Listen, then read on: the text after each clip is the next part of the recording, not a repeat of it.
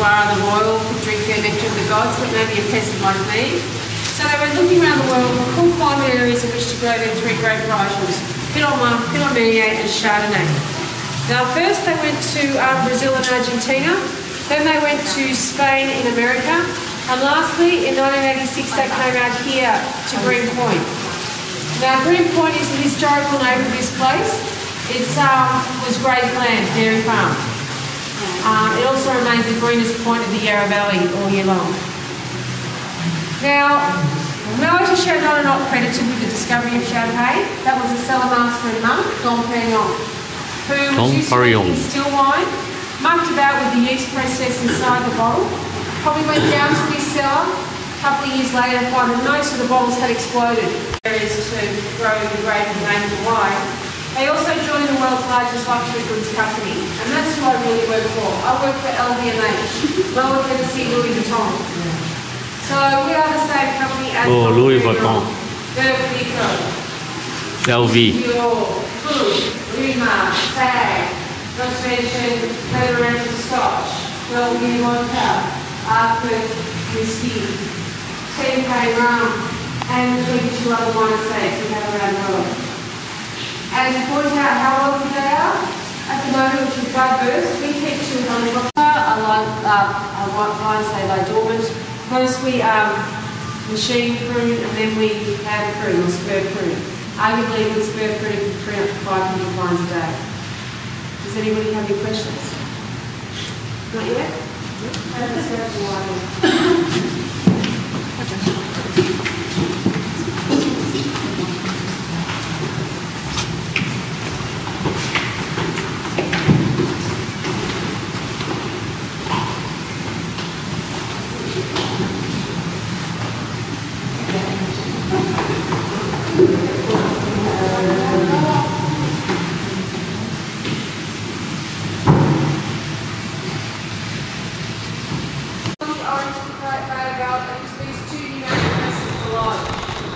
These presses hold approximately 10 tonne of fruit. And when they're full, they turn 180 degrees. And a bladder or a bag starts to fill with compressed air slowly, which is about 500 litres per tonne. The second one is called premier tire, which is about 100 to 120 litres per tonne. And the third one is called deuxième, which is about 14 to 15. Thin, and the second one has more body. And the third one, the deuxième, will never be used in the making of traditional sparkling wine. And this is because all grape juice is clear no matter what colour the fruit. It's how long it rests on the skins that gives it any colour or tannins. We don't want this in traditional sparkling wine or champagne, so that last pressing will go on to be in red wine or something else. So we pump off the first two pressings into these vats over here, and they're at rest overnight at 4 degrees. This is pretty sediment to drop.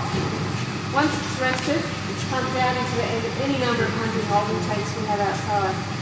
Once in the tanks, we add the first lot of inoculated culture yeast. This is the same yeast we grow. The same yeast from service from the fruit family, they just regrow it in the lab. Once it's popped in, it starts what we call our first fermentation. It becomes base wines. We make between 50 to 70 base wines for each vintage and blend. This is because we don't mix the grape varietal and we don't mix the area. So we don't mix Yarra Valley with Strathbogie with King Valley. It's all separate. And the same with the grape varietal. We don't mix Chardonnay with Pinot Noir or Pinot Meunier. So once we get our 50 to 70 base wines, our head quaffers and winemakers go up into their little tech room and they start to mix and blend these wines. Now what they're looking for is length and complexity on the middle palate and a soft jet dry finish. If it hasn't got that, it's not going to be a Chardonnay wine. Reputation is everything to this company. It won't be sold as a clean skin, it won't sell it to another vineyard, it'll go down the drain. But, you know, our winemakers, they're the best in the world, so they're not going to make any mistakes, are they? Now, once they've got their next year's vintages and blends, they then put this wine into tirage tanks. Now, this is where the actual birth of sparkling wine occurs. In tirage, they add more sugar and more yeast. And then they place the wine in the bottle you'll be drinking out of. In that bottle is a small plastic thingy duke-like thimble called a bejewel. This is used later for the disgorging of the wine. They crown seal it like a beer and it goes to press. minimum 2.5 years, maximum 5.5 years. This is for the chemical reaction to occur inside the bottles and for the ready yeasty flavours to develop. Does anybody have any questions?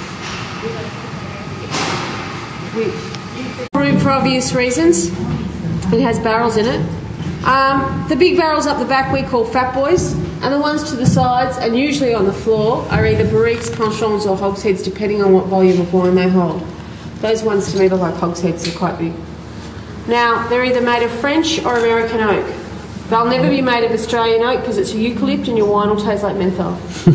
So that's not going to happen. We use these barrels for a maximum of 5 vintages, and I mean the smaller ones, not the big ones up the back.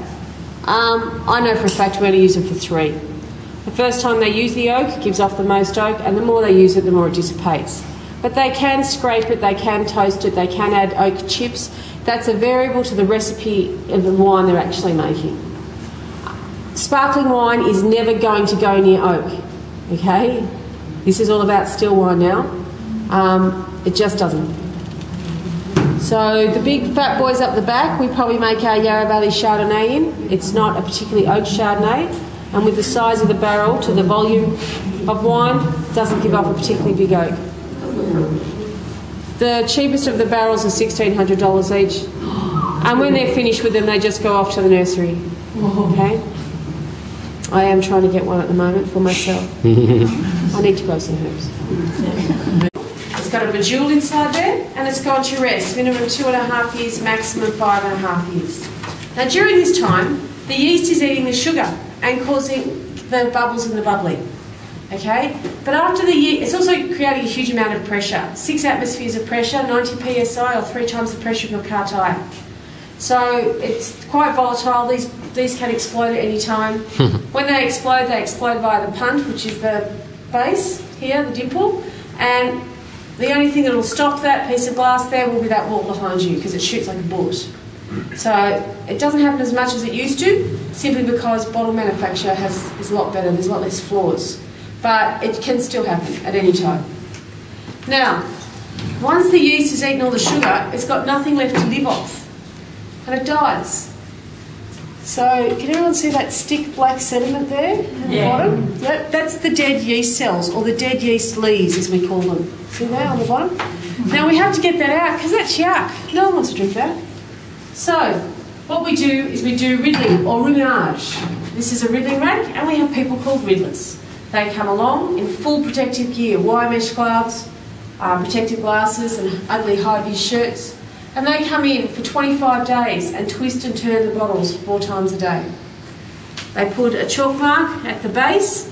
At 12 o'clock they come in, they turn it round to 6, back round to 9, round to 3, and they do this 4 times a day for 25 days, slowly moving the sediment to encrust in the bejewel into the neck of the bottle.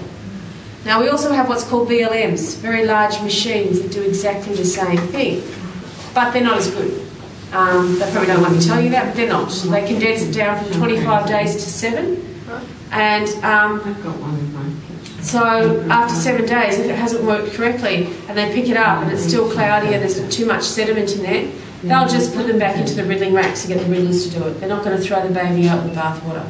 There's nothing wrong with the wine. They've already waited 2 years. Now, once they've got the sediment into the neck of the bottle, the riddlers turn up, they pick up the bottles and put them neck to punt into what looks like a big apple crate, which is on an angle so that they don't fall. Then they take it off to the bottling line. Now, this part of the process is done very quickly because we have to keep the pressure in the bottle. And what they do is they take the bottles out, put it into what's called a neck freezer, or like antifreeze, so it's 30% of ethanol or water. And they freeze the neck of the bottle, only a little bit, only that much, very quickly. Then they pick it up, right, put it onto a 45-degree angle with a robot or a jig, remove the crown seal, and that little iced sediment bejewel gushes out under its own volition. Then we put it upright and we add what's called dosage. Dosage is a sugar liqueur that's traditionally added to all champagnes and sparkling wines. In the case of vintage Brut, it's between 5 to 7 grams per litre. In the case of Cuvée Riche, it's 55 grams per litre. We then add the cork you know and love. It's just a normal cylindrical shape. It's how we press it down that makes it the mushroom shape. And then we add the muselet, the muzzle, straight away. Otherwise the cork could shoot out again. We then put it through a bottle tumbler, tumble the dosage through, and it goes to rest for another 6 months. This is called resting on the cork. Once it's rested on the cork for 6 months, the head quaffers get some of their minions to get some of the bottles, and they all quaff and drink and do some serious, patting on the back. And when it's all good, they get all their minions to get all their bottles, wash them, label them, package them, ready for you to purchase and drink. Any questions?